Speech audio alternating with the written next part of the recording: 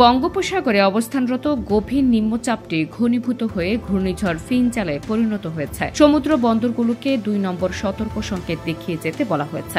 এর ফলে দেশের ৩ বিভাগে সন্ধ্যার মধ্যে বৃষ্টি হওয়ার পূর্বাভাস দিয়েছে আবহাওয়া অধিদপ্তর। এছাড়া দেশের অন্যান্য জায়গায় অস্থায়ীভাবে আকাশ আংশিক মেঘলা থাকতে পারে বলে সরকারি সংস্থাটির পূর্বাভাসে বলা হয়েছে। শুক্রবার সন্ধ্যা ৬টায় আগামী ২৪ ঘণ্টার আবহাওয়ার পূর্বাভাসে এসব কথা বলা হয়েছে।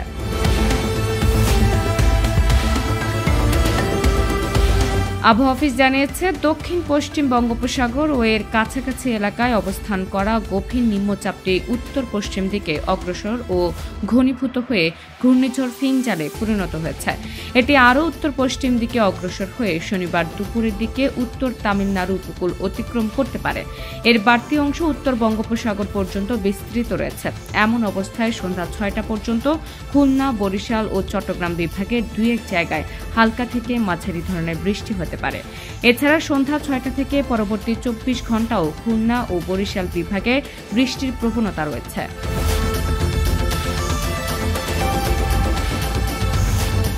তাপমাত্রা নিয়ে পূর্বাভাসে বলা হয়েছে, আজ সারা দেশে দিনের তাপমাত্রা কমতে পারে ১ থেকে ২ ডিগ্রি সেলসিয়াস এবং রাতের তাপমাত্রা প্রায় অপরিবর্তিত থাকতে পারে।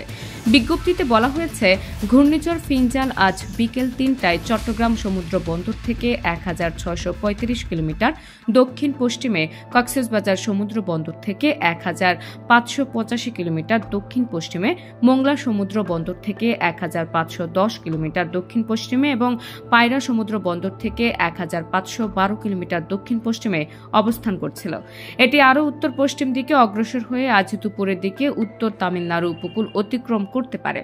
ঘূর্ণিঝড় কেন্দ্রের ৫৪ কিলোমিটারের মধ্যে বাতাসের একটানা সর্বোচ্চ গতিবেগ ঘণ্টায় ৬২ কিলোমিটার, যা দমকা অথবা ঝোড়ো হাওয়ার আকারে ঘণ্টায় ৮৮ কিলোমিটার পর্যন্ত বৃদ্ধি পাচ্ছে।